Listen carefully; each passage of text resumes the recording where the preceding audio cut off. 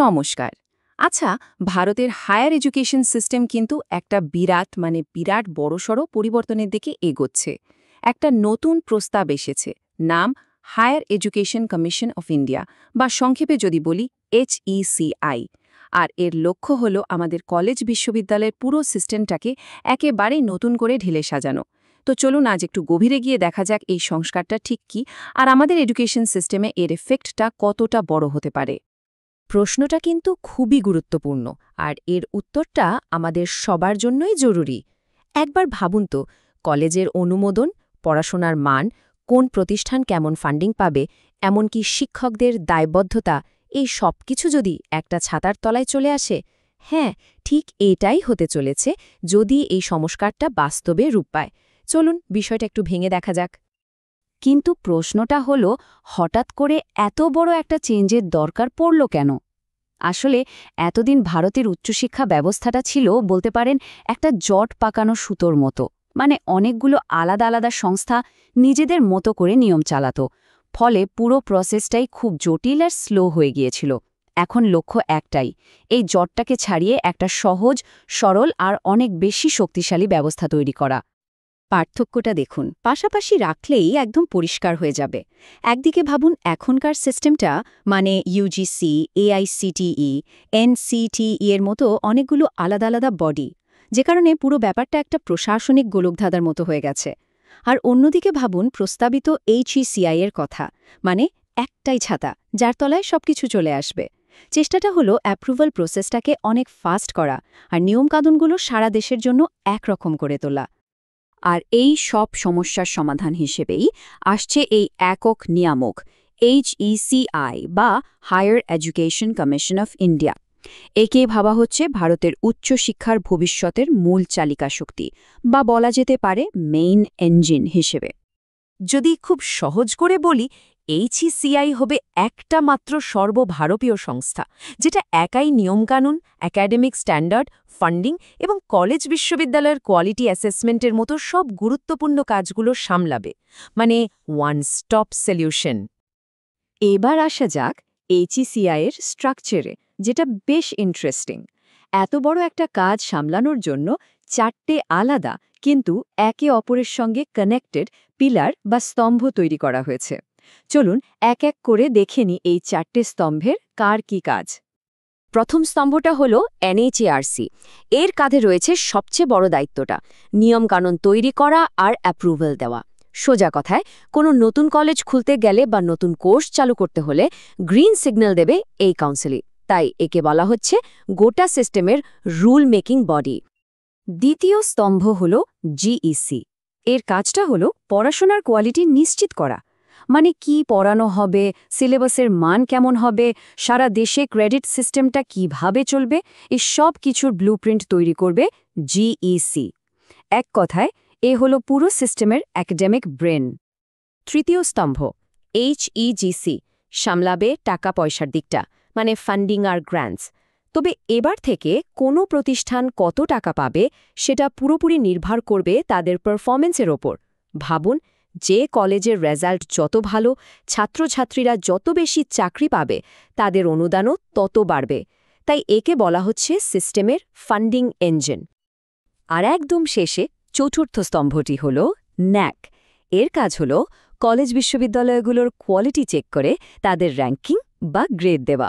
এই গ্রেডিং সিস্টেমটা হবে একেবারে স্বচ্ছ, যেটা স্টুডেন্ট আর অভিভাবকদের একটা ভালো প্রতিষ্ঠান বেছে নিতে সরাসরি সাহায্য করবে। এক কথায়, NAC হল আমাদের কোয়ালিটি ইভ্যালুয়েটর। তাহলে পুরো ব্যাপারটা যদি এক কথায় বলি, কি দাঁড়ালো? NHRC হল রুল মেকার, মানে নিয়ম বানাবে। GEC হল একাডেমিক ব্রেন, পড়াশোনার মান দেখবে।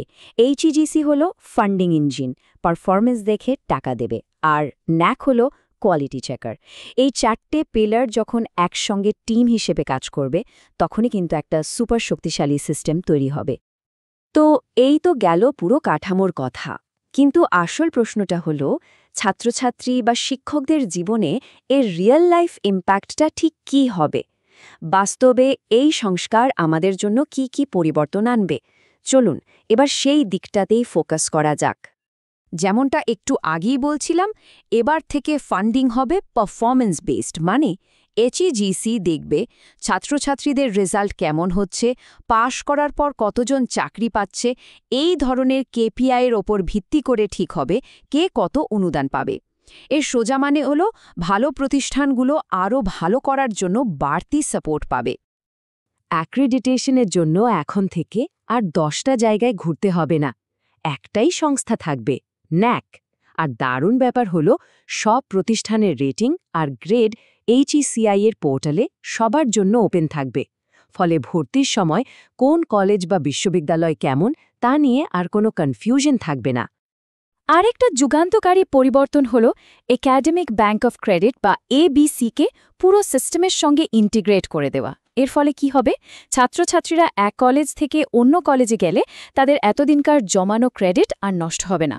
এমনকি পড়াশোনার মাঝে ব্রেক নিয়ে পরে আবার ঠিক সেখান থেকেই শুরু করার সুযোগ থাকবে। দারুণ না? এর পাশাপাশি আরও দুটো বড় আপগ্রেড আসছে। 1 নম্বর, শিক্ষকদের জন্য রেগুলার ট্রেনিং বাধ্যতামূলক করা হচ্ছে, যাতে তারা সময়ের সাথে নিজেদের আপডেটেড রাখতে পারেন।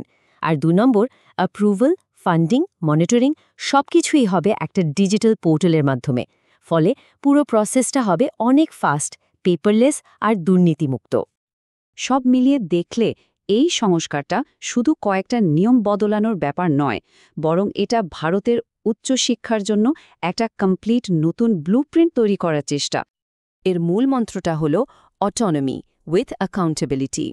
এর মানে হল স্বায়ত্তশাসনের সাথে দায়বদ্ধতা। অর্থাৎ যে প্রতিষ্ঠানগুলো ভালো পারফর্ম করবে তাদের আরও বেশি স্বাধীনতা দেওয়া হবে, আর যারা পিছিয়ে থাকবে তাদের উপর নজরদারি বাড়ানো হবে যাতে তারা উন্নতি করতে পারে।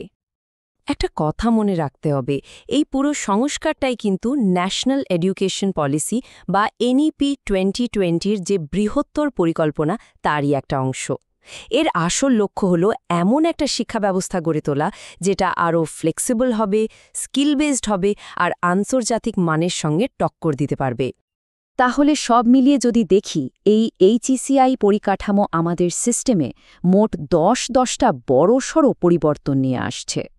যদি এক নজরে আমরা দেখি, তাহলে এর মধ্যে রয়েছে একটা সিঙ্গল ন্যাশনাল ফ্রেমওয়ার্ক, 4টে শক্তিশালী কাউন্সিল, পারফরম্যান্স বেসড ফান্ডিং আর একটা স্বচ্ছ ডিজিটাল অ্যাক্রেডিটেশন সিস্টেম। তার সাথে আসছে ফ্লেক্সিবল একাডেমিক সিস্টেম, ক্রেডিট ট্রান্সফারের সুবিধা, শিক্ষকদের জন্য ম্যান্ডেটরি ট্রেনিং আর end to end digital governance.